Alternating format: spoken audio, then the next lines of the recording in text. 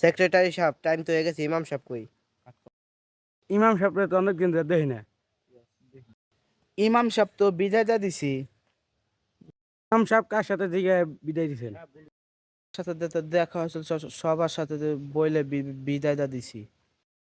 আমরা তো তো প্রতিদিন নামাজ পড়তে আসি।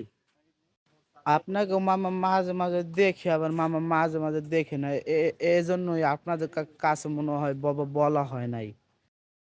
মানে যাওয়ার যাওয়া হইছে, হয়েছে, এখন আপনি নামাজ নামাজ পড়ান। পড়ান।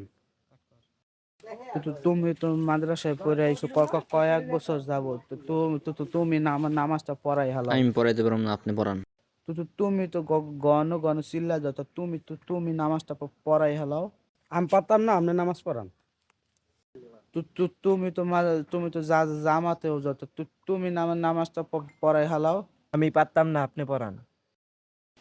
আমি একবার ভুল করছি দেখো, আমার উপর সবাই চাপাই দিবানি।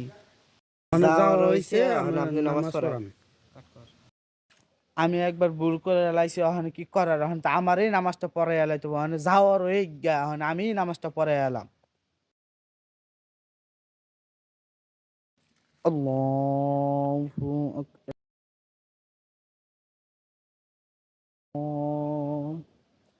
আসসালামু আলাইকুম ওয়া রাহমাতুল্লাহ। সেক্রেটারি সাহেব, নামাজ তো ভুল হইছে, জায়গায় 5 রাকাত পড়ে এলাইছেন। আবার পড়ান। আসসালামু আলাইকুম ওয়া রাহমাতুল্লাহ। নামাজ হয় নাই, সূরা ফাতিহা আবার পড়ান নাই, আবার পড়ান। সেক্রেটারি সাহেব নিজেই নামাজ পড়তেন না, এক নামাজ কয়বার ভুল করলেন। সমাজের বাস্তব চিত্র তুলে ধরলাম। আমাদের সমাজে অনেক মসজিদের সভাপতি সেক্রেটারি আছে, তারা নিজেরাই নামাজ পড়তে পারে না, অথচ তারা 24টা ঘন্টা ইমাম সাহেবের ভুল ধরার জন্য ব্যস্ত থাকে। যাই হোক, সকলেই আপনাদের কাছে একটাই অনুরোধ, আপনারা সকলেই কমেন্ট করে জানাইবেন ভালো মন্দ।